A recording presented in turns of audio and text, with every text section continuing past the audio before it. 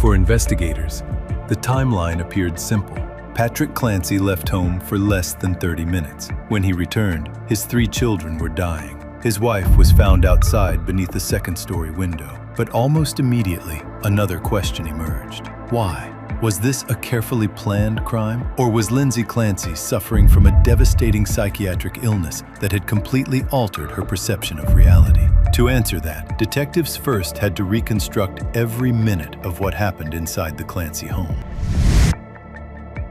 On the evening of January 24th, Patrick Clancy left the house after Lindsay asked him to pick up takeout food and a prescription medication. It was supposed to be a quick errand, about 30 minutes. According to investigators, Lindsay remained alone with 5-year-old Cora, 3-year-old Dawson, and 8-month-old Callan. No one else was inside the house. There were no eyewitnesses, no publicly known surveillance footage showing what happened inside. Everything detectives would later present had to be reconstructed through forensic evidence, medical findings, and the family's timeline. When Patrick returned home, he immediately sensed something was wrong. The house was silent. He searched through the rooms and discovered his 3 children with catastrophic injuries. He called 911 in desperation. Emergency responders rushed to the scene. Doctors fought to save the children. But despite every effort, Cora, Dawson, and Callan all died. Outside the home, first responders found Lindsay Clancy beneath a second-story window after what authorities believe was an attempted suicide. She survived, but suffered spinal injuries that left her permanently paralyzed from the waist down.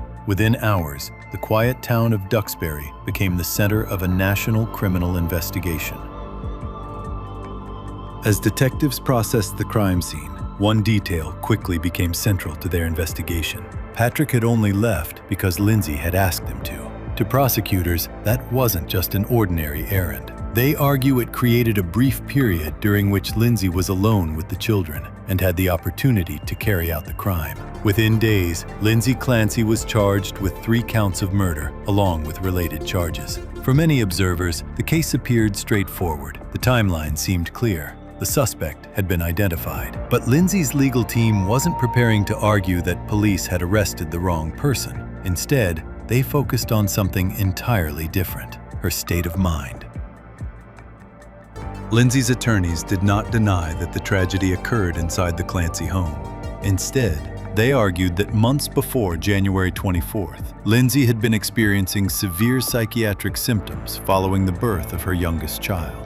According to court filings, she sought treatment from multiple psychiatrists and mental health professionals. She attended repeated appointments. She was prescribed several psychiatric medications. As her symptoms continued, those medications were adjusted in an effort to stabilize her condition.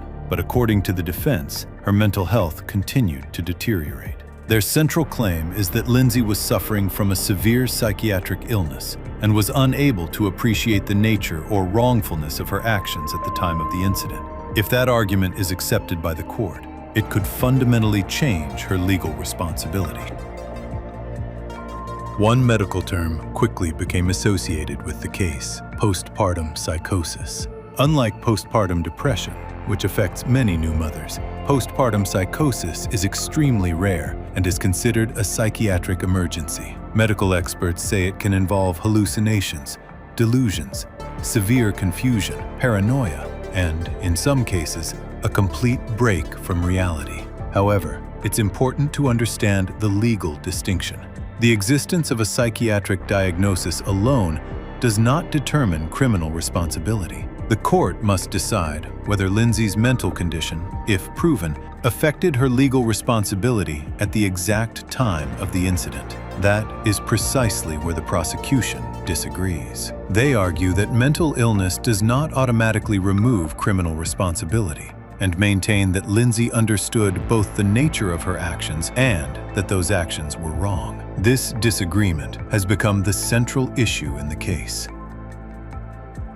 As details emerged, public opinion became deeply divided. Some believe the case highlights serious gaps in mental health care for new mothers. Others believe that regardless of any diagnosis, 3 innocent children lost their lives, and someone must be held accountable. The debate soon extended far beyond one courtroom. Doctors, lawyers, mental health advocates, and families across the country began asking difficult questions. Could earlier medical intervention have changed the outcome? How should the legal system judge someone accused of a violent crime while allegedly suffering from severe mental illness? And where should the line between compassion and accountability be drawn? As of today, the legal proceedings are still ongoing. No final verdict has been reached. The court will ultimately decide whether Lindsay Clancy should be held criminally responsible or whether her mental condition meets the legal standard for a lack of criminal responsibility. But regardless of how the case ends, one heartbreaking fact will never change.